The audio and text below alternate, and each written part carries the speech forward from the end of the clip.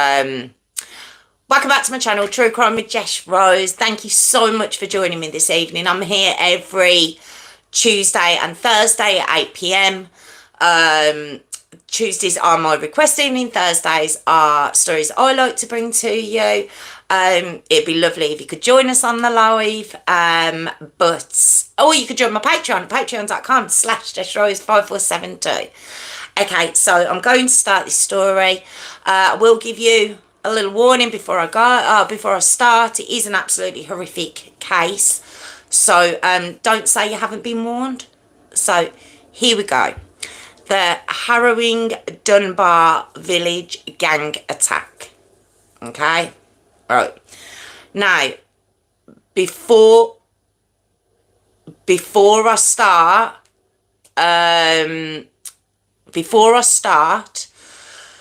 I just want to say, with regards to the victims in this story, I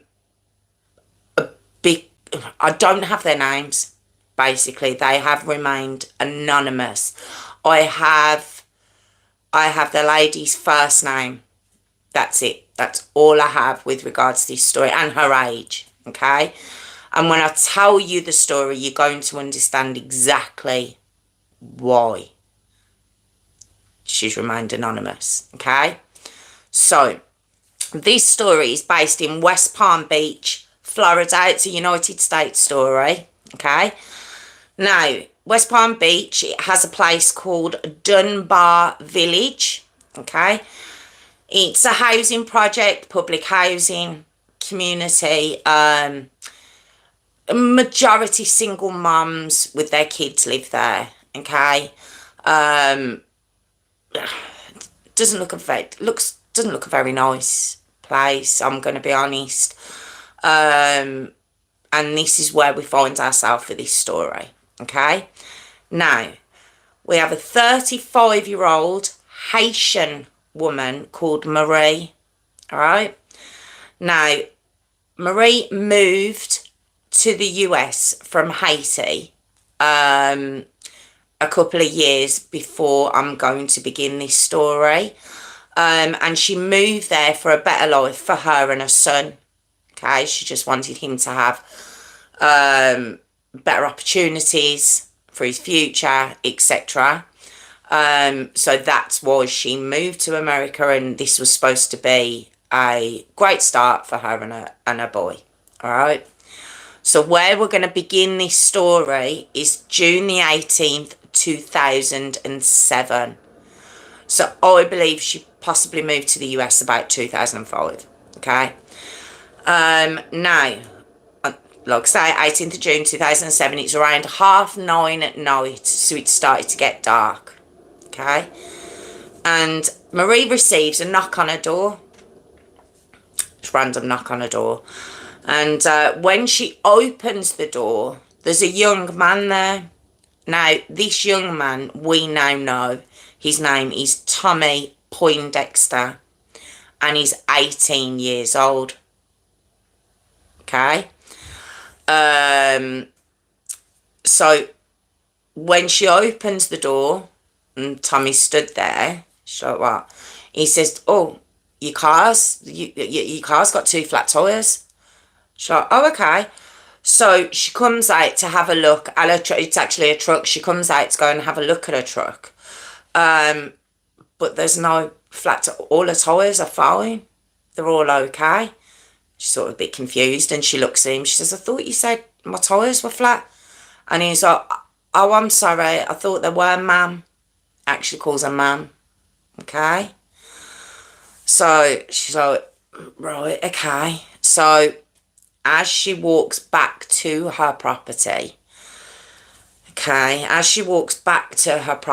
Tommy's still stood there, but by this point, he's actually joined by 3 other lads. Okay. So she goes to get in her front door, and they rush in. All right. Now, the young lads that are there, who are then joined by 2 more, all right, I'm going to give you their names, Don't get confused in it. You'll hear a few names more than once, okay? But the names are Tommy Poindexter, as I've already said, who's 18 at this point in the story. Nathan Walker, 16. Jakaris Taylor, 15. Melvin Young and Gus Fontaine. I won't tell you any more about those two. And then we have Avion Lawson. Okay. Now, he's the youngest out the group and he's 14. All right. So that makes 6 of these young men. Okay. That rush into this woman's house. They rush her in. Okay. So Avion, who I've heard a lot of these details from him, from his testimony. He says that as he walked upstairs, okay, he walks upstairs and he comes out onto the hall, all right, and what he noticed is Tommy, remember, the eldest of the group, I believe. Now, Melvin and Gus can't get information on their ages, okay? So they could be older. I believe he was the eldest, though, 18, okay? As Avion comes to the top of the stairs, Avion being the 14-year-old, he notices Tommy has put a mask over his face. So he's sort of looking. Now, what Avion said he was told by Tommy and Jakaris that they were going to meet some girls, okay? And Jakaris had actually handed him a condom on their way. Right now, they all lived in this Dunbar village community, okay? You can see online, there's quite a few houses around. The village just sounds lovely, doesn't it? It sounds like a lovely place. It wasn't, all right? And so they've walked round, but he believed they were going to meet some girls. So, of course, as he walks up, he sees Tommy and Nathan and Jakari's rushing Marie into her house. So he's a bit confused. He walks up the stairs, notices Tommy's put a mask on his face, and he's, okay, this isn't going well. He also notices that Tommy's holding an A45 or an M15 rifle. Okay, quite a long rifle. Right. So he knows this isn't going to be good. He knows. He knows at that point. All right. Now, he hears Tommy telling Marie to get into her bedroom. All right. Avion does. He also turns to the right, and he can hear people in another bedroom. So he walks into the bedroom and he sees what we now know is Marie's son. Okay. He's sitting on his bed and he's asking, where's my mum? All right. At this point, Tommy's basically shouting at Marie, asking her for money. He wants money off her. And she's like, I haven't got any. I haven't got any money. I've got nothing. She's like, you can take the jewellery I've got, but I haven't got anything. But please leave us alone. You know, quite upset. Now, Avion goes into her son's bedroom, and in there, Jakaris is already in there. Okay? And Jakaris at this moment, he's holding a handgun and kind of waving it around in the son's bedroom.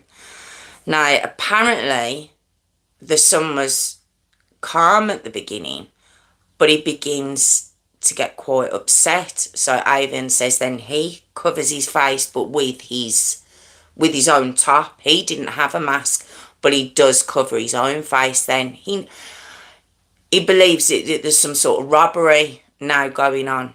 Now, why at 14 you've chose to stay there? But he does. He stays there. Okay.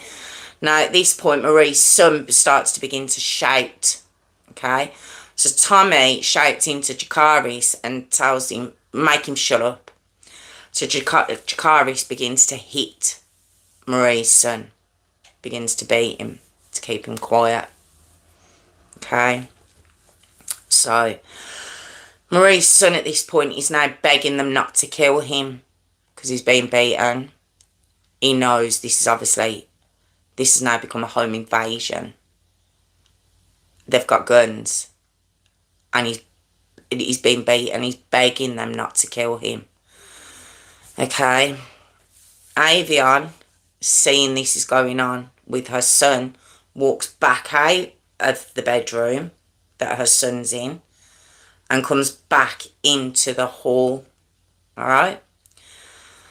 So he could hear Marie in her bedroom basically begging Tommy not to kill her. Okay, but he can hear other voices in there too.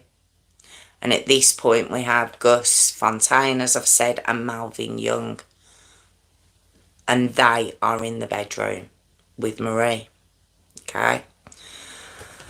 So, yeah, okay, Avion enters Marie's room.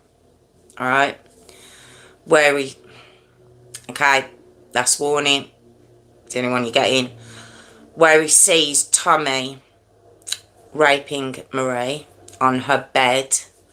And Nathan, who's also in there by now, was forcing her to give him oral sex at the same time.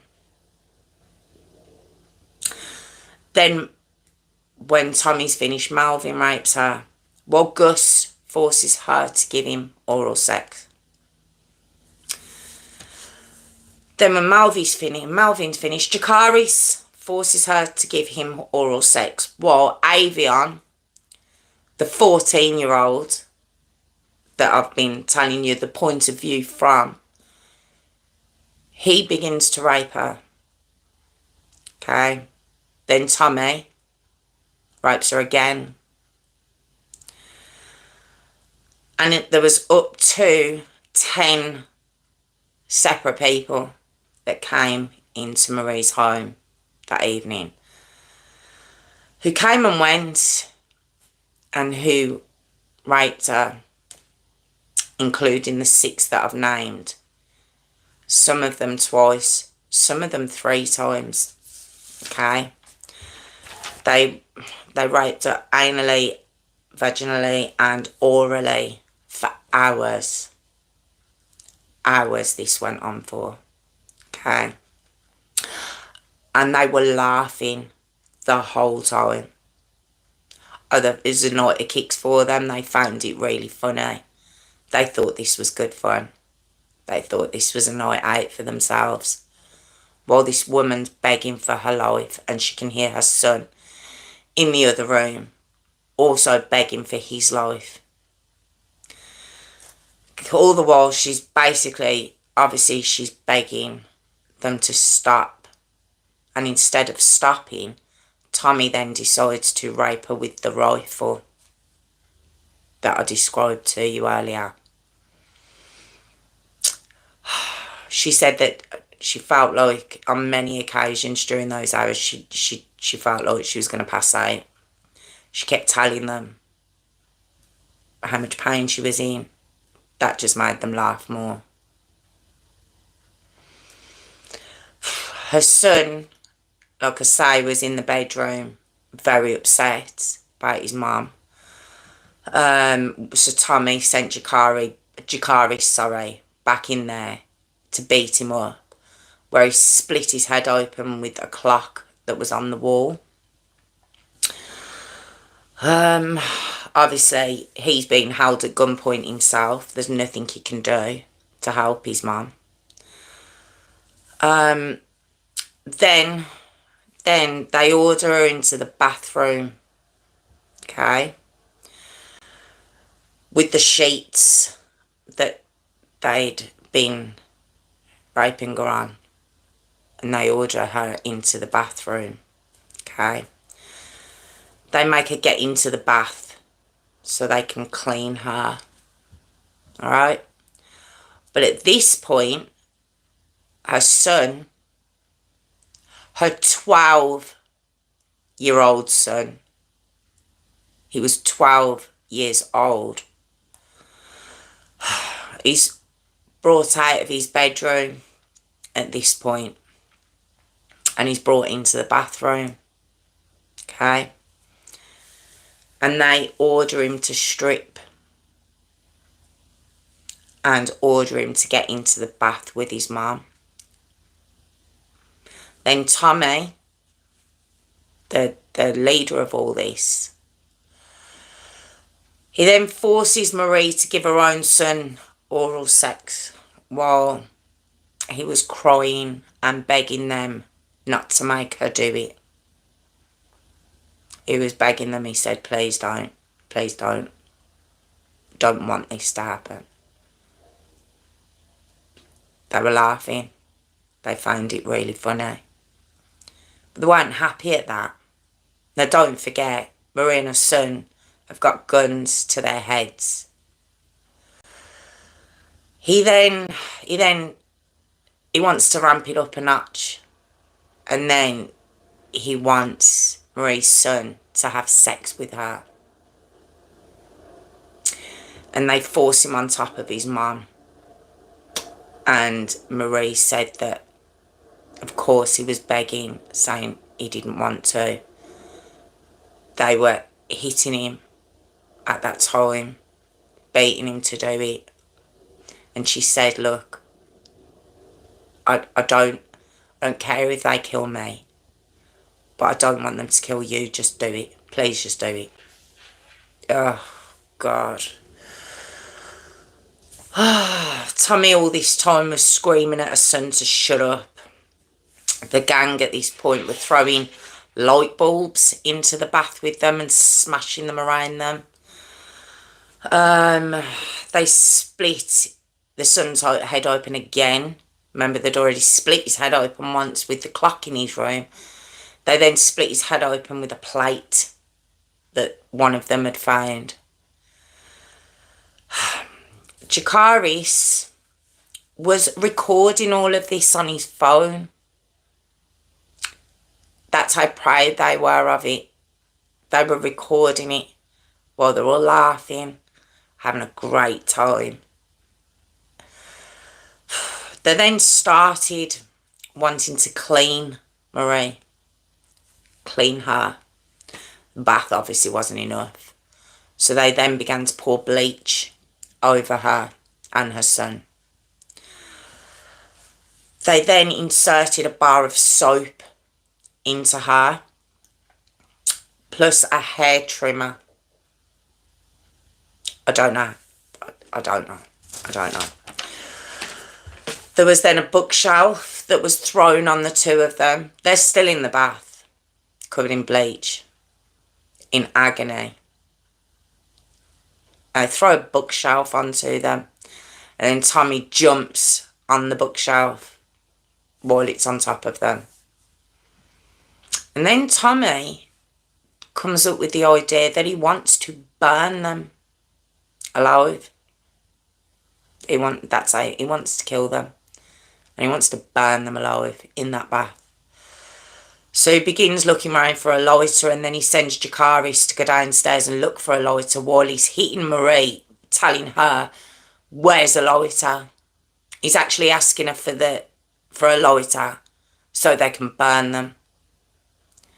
Of course, she says she hasn't got one. Jakaris looks round. Now, I don't know, did he look? I mean, he's gone along with this so far, but he couldn't find one. Now, eventually, after hours have gone by, up to 3 hours this went on for, the gang began to leave. They got bored by this point, and they decided to start leaving the house, okay? But Marie and her son stayed in the bath. They were too scared. They didn't know if they were still in the house, so they just stayed in the bath. Then one of them I don't know who it was. I've looked, I'm not too sure. I don't know if it was Tommy, I don't know which one it was, but one of them came back and had come back upstairs and came into the bathroom and was like, why are you still in the bath? And she basically says, look, we're too scared to get out. So he orders Marie back out of the bath. I don't even know how she, I don't, he orders her out of the bath. Okay. He then brings her back into her bedroom and orders her to give him oral sex again. Then he brings her downstairs to her kitchen and he orders her to give him oral sex again. And then he leaves. Now, the gang themselves, obviously, they'd ripped the phone line out of the wall so she couldn't ring for help. They took her cell phone. She couldn't ring for help at all during or after. They stole some of her jewellery and they stole a very small amount of cash. This wasn't a robbery. This wasn't about a robbery. Nothing to do with a robbery. This was just... I have no words. I genuinely don't. I genuinely don't.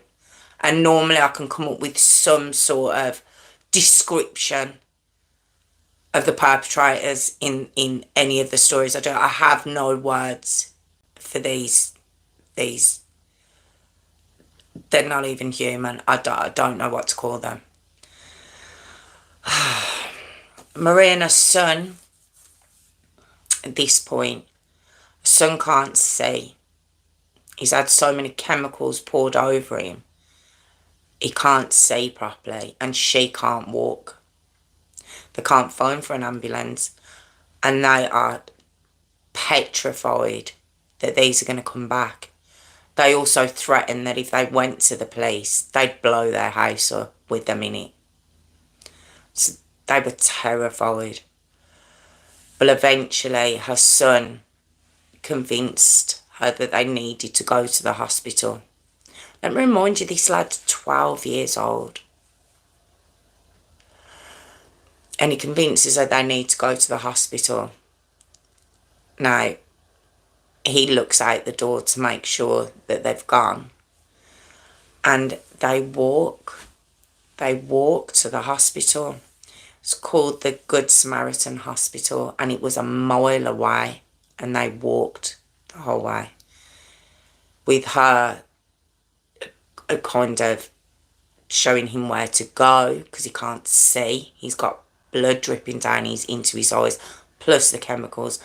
And she can't walk for obvious reasons. So they help each other to get to the hospital. Now, when they get there, the hospital automatically, like, we've got to phone the police. And Marie's like, no, I don't want the police called. They threatened to bomb them. They'd already done what they've done. Marie was under no illusion of that they would have took it further had they found the lighter, you know, or they would take it further in her mind if she called the police. But the hospital refused to treat them unless they called the police or allowed the hospital to call the police. I do understand it and I don't. I'm confused by that. But so they call the police and Marie and her son are then treated by the hospital. And it's at that point, because Marie hadn't realised, it was at that point that the hospital found the bar of soap still inside her. Okay. Now, due to the fact, now although they did use condoms, but they left them there. They left them there due to the fact that they lived around the area and that Marie she knew them, she recognised them. Avion actually knew her son I believe I've seen on only one source that he went to school with the son, the same school. But I've only seen that on one source, so I'm not 100% on that. But the police picked them up very, very quickly. They were apprehended very, very quickly. Now, the women around the area, the community, were, of course, devastated. I said at the beginning, there was a lot of single mums on this estate. A lot of them. And there was an interview with one neighbour who was crying her eyes out. She was like, that could have been any one of us. That could have been any one of us they did that to. Now, Avion, well, he testified against the others and took a plea deal. 14. They obviously got to him first. And I want to believe he showed some sort of remorse. His argument was that Tommy had put the gun to his head and forced him to do what he'd done to Marie. And that he was really, really sorry. So he says. Now, I've seen Avion's testimony and I've also watched Marie's testimony. Now, she's obviously, you can't see her, you just hear her. And it's far more harrowing than what I've told you. It's far more to hear it from her and the things they were calling her during it. The violence that was used on this mother and her son was just absolutely horrific. There's no words for what they did to this mother and her son. There's really not. So in 2009, Tommy Poindexter, okay, who was 18 at the time, obviously by 2009 he was 20, under Chief Judge Krista Marks, he was given life with no parole, okay. Nathan Walker, who was 16 at the time, who was now 18, he was given life with no parole. Jakaris Taylor, who was 15, now 17, life no parole. Avion Lawson, who was 14, now 16, he obviously took the plea deal to testify against them all, which he did. He did. That's where I've got a lot of this information. And from Marie's testimony herself. He got 30 years. Okay. But now in 2011, the Supreme Court ruled that you can't give a minor, i.e. someone who's under 18 at the time of an offence, you can't give them life without parole in a case that didn't conclude in murder. That's what they decided. They were like, it's giving no chance for any rehabilitation. And the fact if they're under 18, there's a greater chance of rehabilitating them. Is there really? Is there? Is there a great chance of rehabilitating these lads? Is there? So that was in 2011. So once again, Nathan and Jakaris are brought before Chief Judge Krista Marks. Now, Tommy wasn't, because he was 18 at the time. So his sentence stood with life, no parole. And Avion, because he'd been given a plea deal, obviously he stood. So Nathan and Jakaris came back into court thinking, here we go, lads. We're going home. Well, Judge Krista Marks, absolutely not. Because I'd love to have been a fly on the wall when they seen it was the same judge. I'd love to have seen their reaction to that. I've saw them in court when it happened, but I didn't see their exact reaction when they saw it was her. And what she decided was, okay, I can't give you his life. I can't give you his life with no parole, but I'm giving you both 60 years. And they both got 60 years.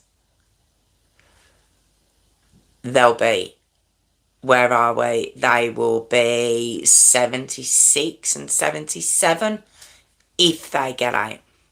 Okay? But then in 2019, Nathan had the audacity to appeal it again. Alright? So did Chikaris. Again. And again, guess who's residing over the case? Chief Judge Krista Marks. I'd love to have seen their reaction again. And their sentence stood. They will be doing the 60 years that she gave them. They're not getting out beforehand. Now, Avion, when he saw that his co-conspirators might have been getting a chance to, you know, in 2011, might have got a chance to get a lower sentence, well, he was like, well, hang on a minute. I testified. Why am I doing 30 years?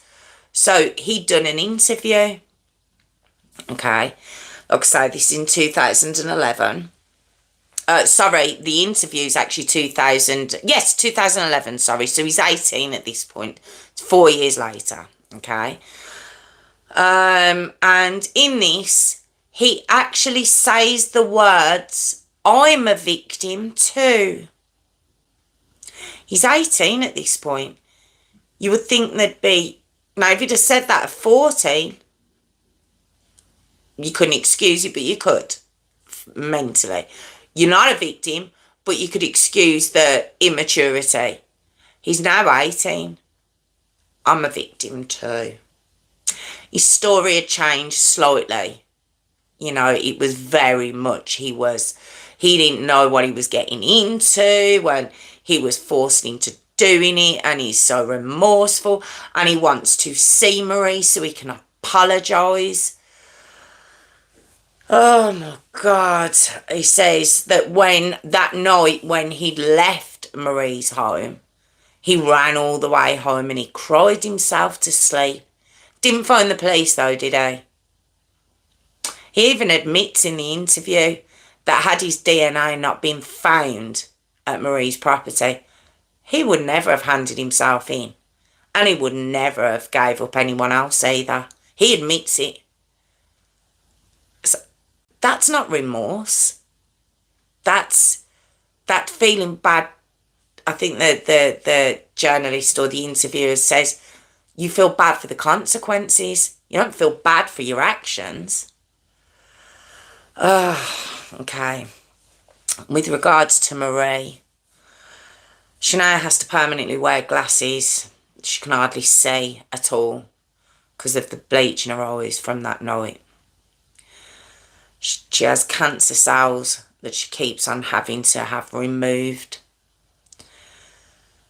because of the stuff that they'd used inside her, i.e. the soap and the bleach, and obviously all the damage that had been done to her. So she's been on a lot of painkillers since, which when I heard a bit more of her testimony, she says, she had said a couple of years later, this was when she had to come back, she says like she'd stopped taking the painkillers because she just didn't want to be on painkillers forever. But yes, she has to keep on having biopsies to have cancer cells removed because of what they'd done to her. There's no mention of her son at that time. All I can hope is that they both got a lot of help after this. Now, when I was researching this, I found out that the NCAAP, which headed by Al Sharpton, their sympathy was with the rapists. We've got to protect our men, was the words. And of course there was uproar. uproar from the women of the community, and they had to pull back their narrative. Let's say they had to pull that back a little bit. The property has since been demolished. In fact, I believe all of those properties have since been demolished, and they built.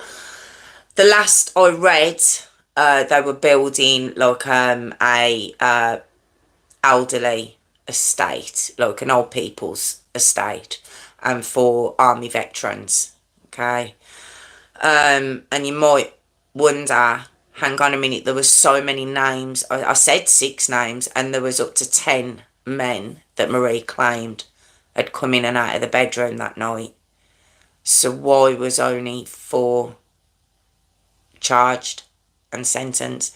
Well, Malvin and Gus, for whatever reason, were never charged.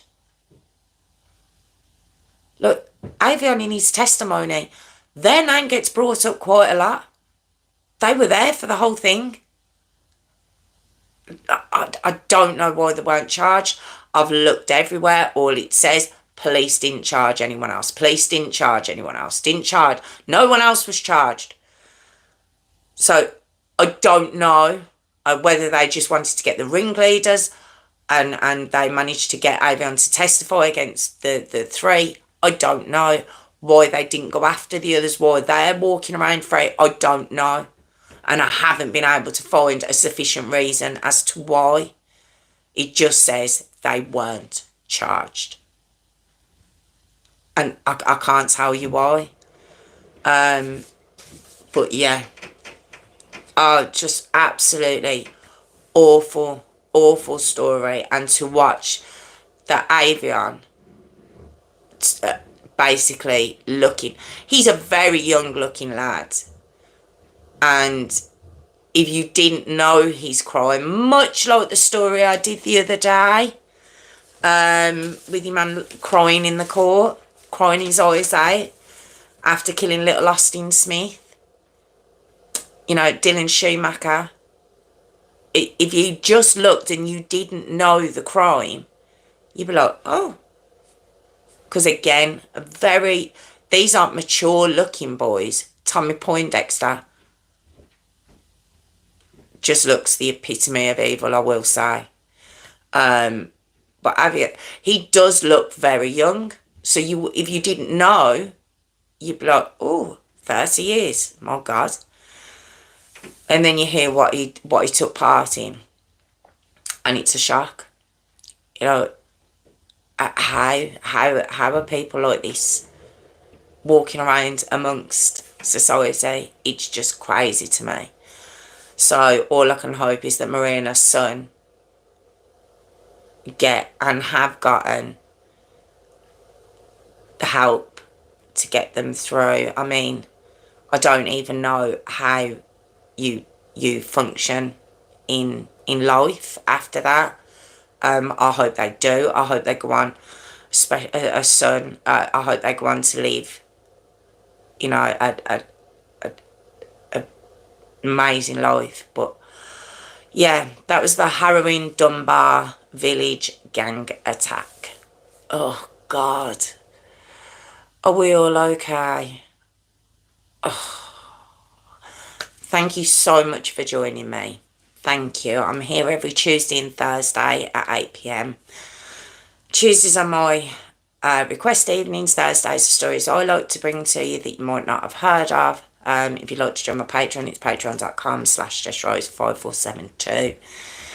Thank you again so much for joining me. Oh God, I don't even know how to end it. Thank you. And I'll see you soon. Thank you all so much. Thank you.